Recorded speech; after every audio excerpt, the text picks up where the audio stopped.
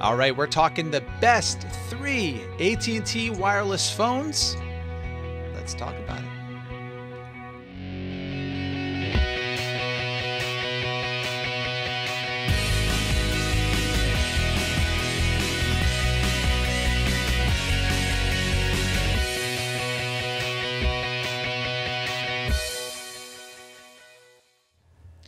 Okay, so we're talking about the 3 best AT&T wireless phones. Again, one of the most common questions we get when anybody talks to us, sends us email, talks on the street.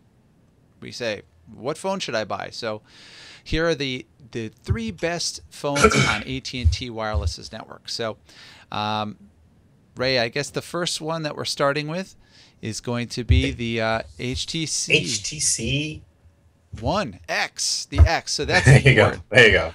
Yeah. So the X basically, the X is pretty good. The X runs Android ICS. It's cool. A 4:7 display, 8 megapixel camera. Now it's got a very interesting. It's an f2.0 28mm lens and dual flash.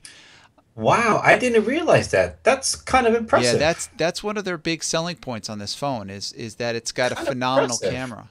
And for those folks who don't know what an f2.0 means, it's just an f-stop. Right. So if you're familiar with digital cameras, this is an f-stop of 2.0, right, which is kind of impressive. And of course, it's running on LTE 4G network. It's Bluetooth 4, and it's got a wonderful design, and Beats Audio, of course. Oh, Jimmy Iovine making his way into the cell phone business.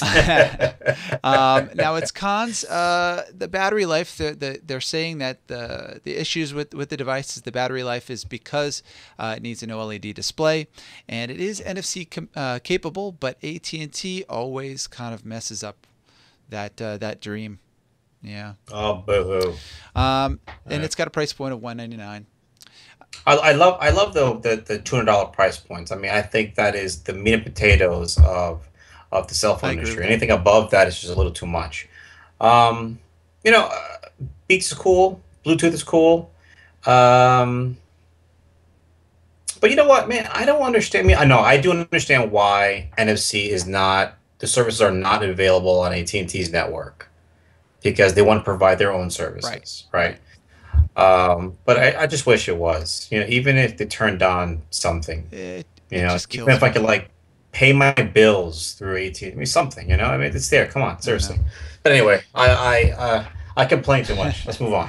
So the number 2, of course, is the Samsung Galaxy S2. Now, we like Galaxy. It's a reliable phone. It comes from a great heritage. Samsung does a great job.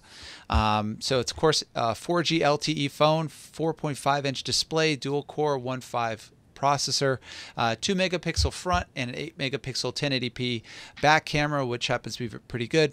NFC capable also. Although on the con side, it ships with 2.3 Gingerbread Android. So we need ICS. Come on, guys. Super AMOLED Plus resolution is a little bit low or less than I expected. And 8 megapixel 1080p camera is okay. It's pretty good. But for a $300 price point, $299 price point, it's a little on the high side still. That is a lot, especially when you compare it to the HTC One. Right. That at 4.7. So you're actually losing 0.2 inches here, and they're charging you more money, at least on the Samsung side, which is I'm not sure why. Yeah, I don't know. That doesn't look like it. It's lacking on the OS, but the camera is okay. How's the processor? Dual core on both? It's a 1.5 dual core. It's actually a decent processor. Yeah. Yeah. So I don't understand. It's just why another $100? Yeah. All right. I wouldn't buy it. It's just too expensive. Yeah. Well, and then of course we have our third, which is one of my favorites. Honestly, it's the LG Nitro. What a great phone, man! I mean, I'm sorry before it's begin the stats. I mean, we play around with this phone. I mean, the screen on this phone is just ridiculous. It is beautiful. It is ridiculous to screen on this phone. And after that, I'm gonna shut up now. Yeah. So I mean, the phone. I mean, it's got pretty much everything you need. It's a 4G LTE phone, 4.5-inch, 1280 by 720 IPS display, which is a gorgeous display. Dual core 1.5 Qualcomm processor. I really like the design on it.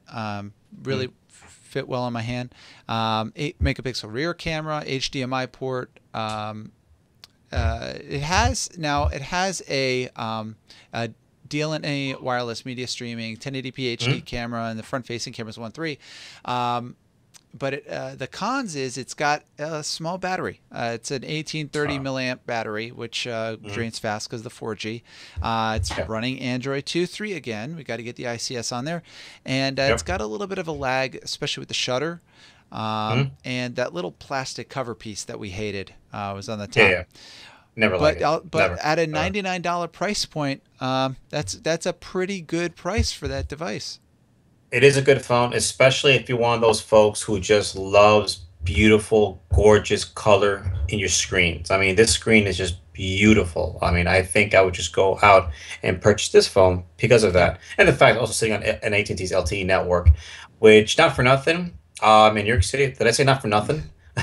Not for nothing. In New York City, LTE is pretty phenomenal. From what I understand, it's also pretty phenomenal elsewhere too. It is screaming fast. It really is. Yeah. Very, very fast. All right, well, those are our 3 top picks for AT&T Wireless. Let us know what you think. If you've got a different phone, let us know. Tell us, rate, subscribe, and tell us in the crotch bar down below. And we'll see you next time. Bye. As always, thanks for watching. Only cool people press subscribe.